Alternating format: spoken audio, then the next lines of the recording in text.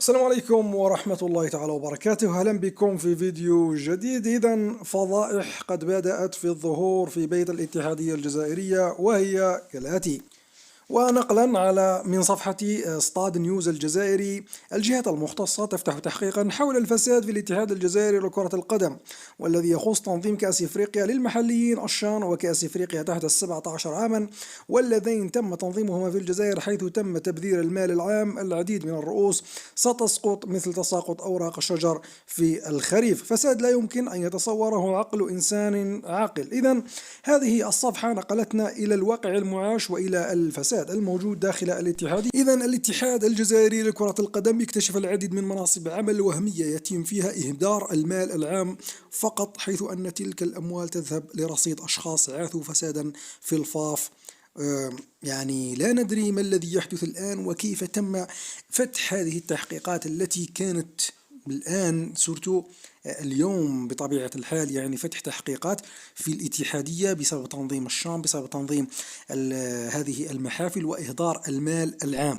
وأوضحت الصفحة أن الجهات المختصة تواصل التحقيقات في الاتحاد الجزائري لكرة القدم حول خروقات مالية لا يتصورها العقل لأشباه مسؤولين ومسيرين وبلطجية ليفويو وعصابات اختطفوا مناصب في الفاف دون حق، أكلوا الأخضر واليابس وتركوا جذورهم في كرة القدم، وما زالوا يخططون لحد الآن لممارسة شيطنتهم، وهمهم الوحيد في هذه الأيام القادمة هو الإطاحة برئيس الفاف وليد صادي.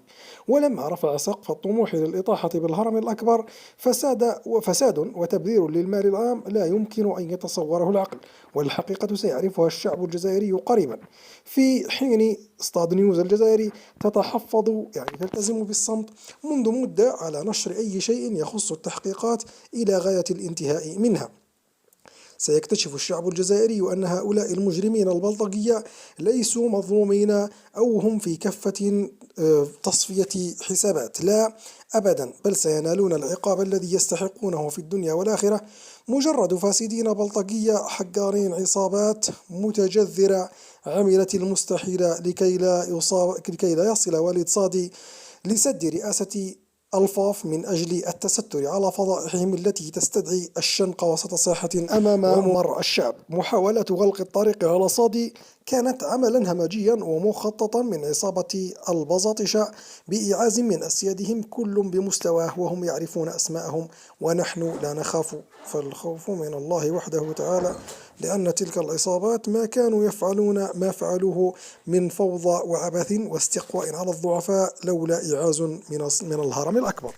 وأضافت الصفحة: عصابة عملت على عرقلة السلطات فقط من أجل تغيير أنسجة اللعبة لصالحهم، لكي يغطوا على فسادهم ويواصلوا سياسة الحجر والتهديد والابتزاز ضد أي صحفي أو أي شخص أو مواطن يكشف عن فسادهم طيلة سنوات، وهو ما نجحوا فيه في السنوات الماضية بإيداع شكاوى تافهة بالجملة ضد رجال رفضوا أن يكونوا بيدقا لهم، وأصروا على حماية هذا الوطن من فسادهم وعبثهم حتى ولو تطلب الأمر سجنهم. والمثل ينطبق على هذه الصفحة، واللي هي اصطاد نيوز الجزائري، التي حاولت مرارا وتكرارا عصابة سيدي موسى على رأسهم ممولهم وكبيرهم الذي علمهم السحر وأتبعه إلحاق الأذى بناء عن طريق بلطجتهم أو عن طريق عدالتهم. يعني المقال طويل جدا، ونلاحظ بأن هناك فساد كبير جدا. التحقيق على قدم وساق من أجل الكشف والوصول إلى الرأس الكبير.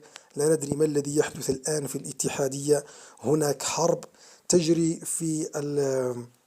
يعني في الخفاء، لا ندري من يقودها، لكن هدفهم الوحيد هو وليد صادي، وأيضا المنتخب الوطني، الذي كل ما كانت هناك مشاكل في الاتحادية كل ما دفع هو الثمن.